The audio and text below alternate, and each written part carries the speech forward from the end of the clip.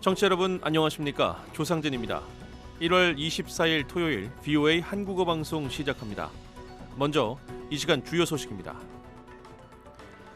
도널드 트럼프 대통령은 이란 이슬람 정권의 전국적인 반정부 봉기 강경 진압에 대응해 미국이 이란을 향해 대규모 함대를 이동시키고 있다고 밝혔습니다. 중국계 동영상 플랫폼 틱톡이 미국 이용자의 개인정보 보호와 국가안보 우려에 대응하기 위한 조치의 일환으로 미국 내 서비스 유지를 위한 새 미국 법인을 설립했습니다. 미국 국무부는 대북 정책 목표와 관련해 북한의 완전한 비핵화에 대한 미국의 기존 입장에 변화가 없다는 점을 재확인했습니다. 여러분께서는 지금 VOA 한국어 방송을 함께하고 계십니다. 첫 소식입니다. 도널드 트럼프 대통령이 이란의 반정부 시위 강경 진압에 맞서 항공모함을 포함한 대규모 미 해군 함대를 이란을 향해 이동시키고 있다고 공식 발표했습니다.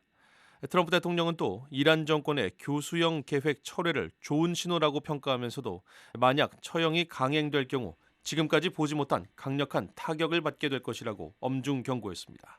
이조은 기자가 보도합니다. 도널드 트럼프 대통령은 이란 이슬람 정권의 전국적인 반정부 봉기 강경 진압에 대응해 미국이 이란을 향해 대규모 함대를 이동시키고 있다고 밝혔습니다. 트럼프 대통령은 23일 스위스 방문을 마치고 귀국하는 전용기 에어포스원 기내에서 기자들과 만나 미국은 이란 상황을 주시하고 있다며 그 방향으로 향하는 대규모 함대, 즉 거대한 해군 전력이 있다고 말했습니다.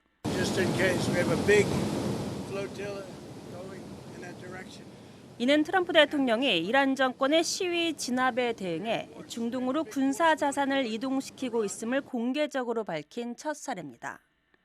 트럼프 대통령은 이란 정권이 시위 진압의 일환으로 계획했던 교수형 집행을 취소한 건 좋은 신호라고 평가했습니다. 트럼프 대통령은 또 이란 정권이 주로 젊은 남성 837명을 교수형에 처할 계획이었다고 주장하면서 자신이 정권 측에 만약 그 사람들을 교수형에 처한다면 지금까지 한 번도 맞아본 적 없는 강력한 타격을 받게 될 것이라고 경고했다고 말했습니다. 이란을 향해 이동 중이라고 밝힌 대규모 해군 전력과 관련해 트럼프 대통령은 어쩌면 사용할 필요가 없을지도 모른다며 지켜보겠다고 말했습니다.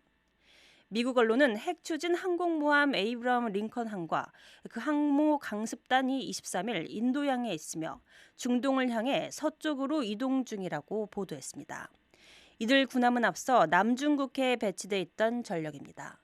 VOA 뉴스 이조은입니다. 중국계 동영상 플랫폼 틱톡이 미국 이용자의 개인정보 보호와 국가안보 우려에 대응하기 위한 조치의 일환으로 미국 내 서비스 유지를 위한 새 미국 법인을 설립했습니다.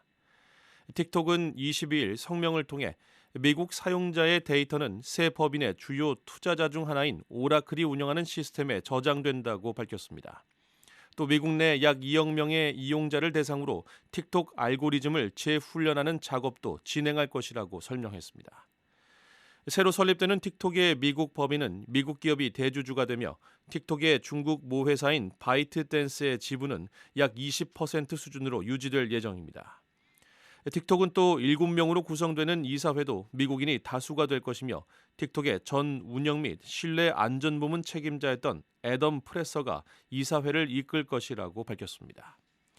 이와 관련해 도널드 트럼프 미국 대통령은 22일 밤 사회관계망 서비스 트루스 소셜에 올린 글에서 환영의 뜻을 나타내고 틱톡을 살리는 데 도움을 줄 수 있어 매우 기쁘다고 밝혔습니다. 또 시진핑 중국 국가주석이 이를 승인해 준 데 대해서도 사의를 표했습니다. 저희 방송은 인터넷으로 언제든지 청취하실 수 있습니다. 저희 방송을 다시 듣기 원하시는 분은 인터넷 웹사이트 주소 www.voakorea.com으로 접속하시면 됩니다. 여러분의 많은 애청 부탁드립니다. 미국 국무부는 대북 정책 목표와 관련해 북한의 완전한 비핵화에 대한 미국의 기존 입장에 변화가 없다는 점을 재확인했습니다. 국무부 대변인실 관계자는 한국 이재명 대통령이 북한 문제와 관련해 통일보다는 평화적 공존을 우선해야 한다고 밝힌 데 대한 VOA 한국어 서비스의 논평 요청에 대해 23일 이메일을 통해 미국은 북한의 완전한 비핵화에 여전히 전념하고 있다고 밝혔습니다. 또 미국은 북한의 공격적인 행동을 억제하기 위해 한국, 일본을 비롯한 동맹 및 파트너 국가들과 긴밀히 공조하고 있다며 한국과 일본 방위에 대한 미국의 공약은 철통 같다고 말했습니다. 앞서 이재명 대통령은 지난 21일 신년 기자회견에서 한반도 비핵화 문제와 관련해 북한이 핵을 포기하겠느냐고 반문하며 이상을 추구하다 현실을 외면한 결과 핵무기가 계속 늘어났다고 지적했습니다.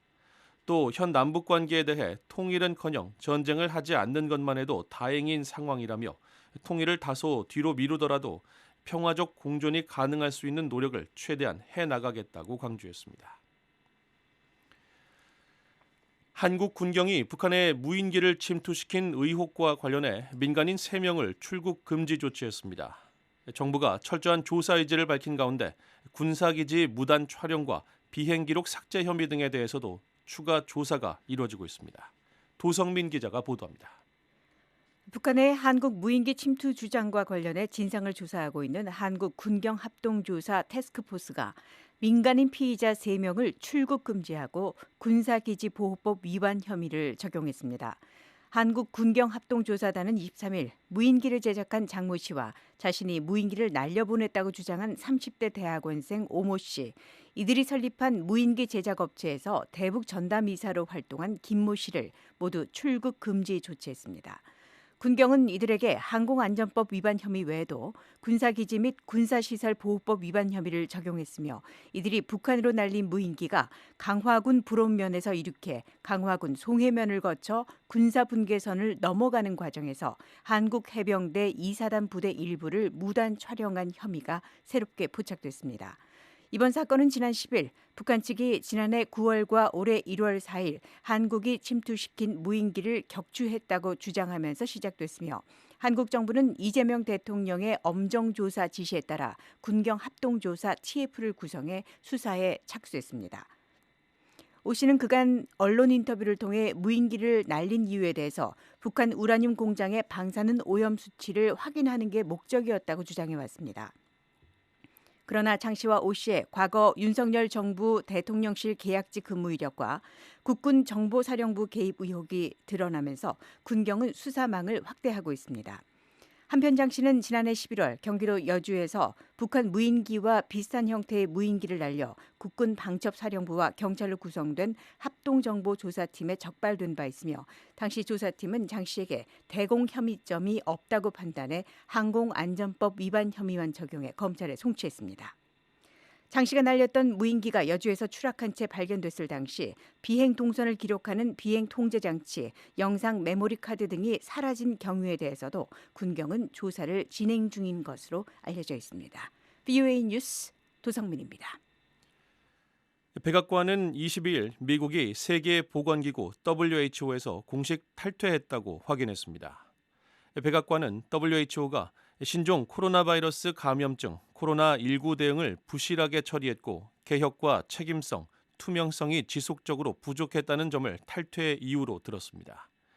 백악관은 이번 결정이 도널드 트럼프 대통령이 집권 2기 취임일인 지난해 1월 20일 서명한 행정명령에 따른 것이라고 밝혔습니다. 마르코 루비오 국무장관과 로버트 케네디 보건복지부 장관은 22일 공동 성명을 통해 WHO 회원국 지위를 종료함으로써 미국이 그 제약에서 벗어나게 됐다고 밝혔습니다. 두 장관은 성명에서 이번 조치는 코로나19 팬데믹 기간 WHO의 실패에 대응하기 위한 것이며 그 실패로 인해 미국 국민에게 가해진 피해를 바로잡기 위한 것이라고 말했습니다. 이어 약속한 것은 지켰다고 덧붙였습니다. 미국은 설립된 지 78년 된 WHO 창립 회원국이자 최대 기여국이었습니다. 미 보건복지부가 20일 공개한 자료에 따르면 최근 수년간 미국의 WHO 의무 분담금은 연평균 약 1억 1,100만 달러에 달했습니다. 1월 24일 토요일 VOA 한국어 방송을 모두 마칩니다. 미국의 수도 워싱턴에서 보내드린 VOA 한국어 방송, 저는 조상진이었습니다. 함께해 주신 여러분 고맙습니다.